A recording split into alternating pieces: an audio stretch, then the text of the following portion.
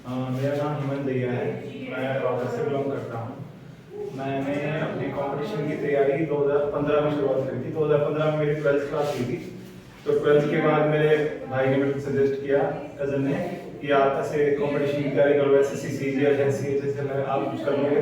तो उसके बाद मैंने अपने कॉलेज में एडमिशन लिया और उसके साथ साथ ही मैंने किसी XYZ कोचिंग इंस्टीट्यूट में एडमिशन ले लिया। तो 12th के बाद तो इतनी समझ होती नहीं कि क्या करना है क्या नहीं करना, बस ऐसे ही एडमिशन ले लिया। बैच कभी गए कभी नहीं गए। हाँ, पर मेरे को वहाँ से ये ओवरव्यू हो गया कि कंपटीशन में क्या चीज़ है, मतलब क्या सब्जेक्ट्स हैं, सिलेबस पता चल गया। एक बार कोचिंग लेने में मेरे को सिलेबस पता चला। फिर उसके बाद मैं कॉलेज में पढ़ने लगा। फिर मैंने कंपटीशन की तैयारी छोड़ दी 2015 में।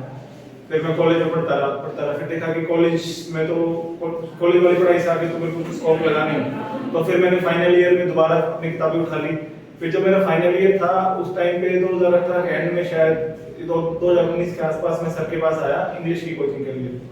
तो मैंने पहले इंस्टीट्यूट से कोचिंग ली थी। इंस्टीट्यूट से कोचिंग ली थी, वो मेरा सब हो चुका था। रिटेन कुछ मैं कर नहीं पाया था। फिर उसके बाद वो पहले वाले स्टूडेंट्स को बैठने देते थे ऐसे करके, तो मैं 1-2 क्लास और ज्वाइन करी इंस्टीट्यूट में भी। तो फिर वहां मैं गया मैथ्स वगैरह के लिए, जीके वगैरह के लिए। फिर मैं उसके बाद सर के पास आया। मैं सर के पास आया तो मैंने देखा, बहुत मैंने सुना था सर के बारे में कि डांटते हैं, ये करते हैं, और मतलब बच्चे डरते हैं शुरुआत में। तो ना, मैं आया, मैंने देखा एक कमरा है जिसमें एक पंखा है, ना कोई कूलर है ना कोई एसी है। मेरे को ऐसा लगा कि पता नहीं मैं कहाँ गया। मैं उससे पहले पढ़ा था एक कोचिंग इंस्टीट्यूट में जहाँ 300 बच्चे एक साथ बैठते हैं, एसी हॉल होते हैं, प्रोजेक्टर लगे होते हैं, पूरा प्रॉपर होता है। तो मेरे को एक बार सेकंड थॉट्स आए कि मैं क्या सही जगह आया हूँ। पर फिर मैं कोई नहीं, मैं क्योंकि रिजल्ट तो आ नहीं रहे थे वहाँ से, तो मैंने यहाँ आके अपना ईमानदारी से जैसे जैसे सर ने बताया मैं चीज़ें याद करता गया। बैच ले लिया सर का। सर मेरे को सर का ये सबसे खास बात सर की ये थी कि अगर 30 बच्चे बैठे हैं तो 30 के 30 बच्चों के सर बिल्कुल सबसे ऐसे कॉन्टेक्ट रहते थे कि हाँ भाई तुम बता दो मेरा क्या, सबसे सुनते तो हैं। तो वो करते करते धीरे धीरे मैं अपने साथ वाले बच्चों को देखता था, वो मेरे को बोलते थे यार ये सर ऐसे इतना करवा रहे हैं, कुछ काम भी आएगा नहीं। मैं कोचिंग पे जाता था, कोचिंग वाले बोलते थे कि ये XYZ टीचर आए हैं, इनके इतने वो क्लासेस चलती हैं, ये कर लो वो कर लो, सब अटके रहते थे।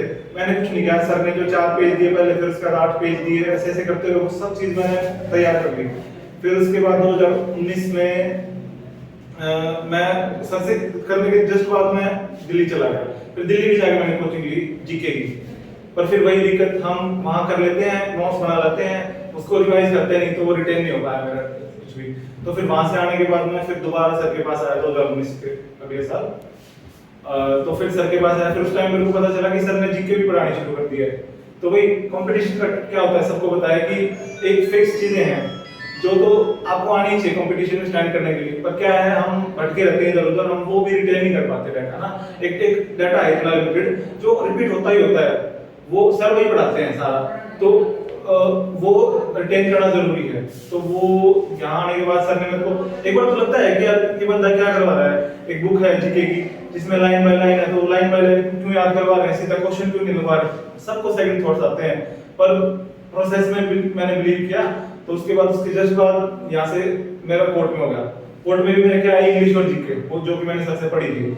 और मेरे को फिर मैंने कोर्ट में रहते रहते तैयारी करी। फिर मैं कई बार सोचता था कि सर के पास जाऊं, सर के पास जाऊं। कोर्ट में जाने के बाद मेरा CHSL क्लियर हो गया था, क्योंकि मैंने सर के पास रहते रहते दे रखा था।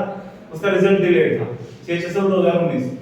तो फिर मैंने वो ज्वाइन नहीं किया। मेरे को लगा कि मैं अपने घर के पास हूँ, यहाँ तो मैं थोड़ा मेरे को टाइम मिल जाता था, कभी नहीं मिलता, ऑन एंड ऑफ रहता था। फिर मेरा सर से मिलने का बड़ा मन होता था, क्योंकि सर के पास आने से इतनी पॉजिटिविटी मिलती थी मेरे को, कुछ ना कुछ मेरे को आगे ही बढ़ाते थे, पुश करते थे जब मैं डिमोटिवेट हो जाता था। तो फिर उसके बाद मैं ऐसे बहुत बार मन किया, पर मेरे को बस ये था कि मैं जब तक कुछ कर नहीं लूंगा ना, जब तक नहीं जाऊंगा। तो फिर उसके बाद मैं करता रहा। कभी मैं लाइब्रेरी गया, जब मैं कई बार मैं बस में बैठा होता तो वीडियो देखता रहता। कहीं मैं कारपूल में जा रहा हूँ तो कोई मेरे सर है उनकी अच्छी जीके है तो उनके साथ डिस्कस कर लिया, कुछ भी कर लिया मैंने। उसके बाद तो ये हो गया नौकरी मिलने वाला तो कुछ फंसे आने दो, क्योंकि सर ने बेस तो बना के इतना बढ़िया दे रखा था, वो चीजें तो मेरी गलत होती नहीं थी, उससे ऊपर मेरे को करना था। और फिर उसके बाद अभी ये मेरा सुप्रीम कोर्ट में as a junior court assistant group D की पोस्ट है ये, इसमें मेरा सिलेक्शन हुआ और मैं सर के पास आया और मैं सर के साथ जुड़ के अभी अपनी फर्दर तैयारी करूंगा। अगर सर मुझे सही मतलब सर मुझे गाइडलाइन देंगे तो मैं हो सकता है वो भी कर पाऊँ।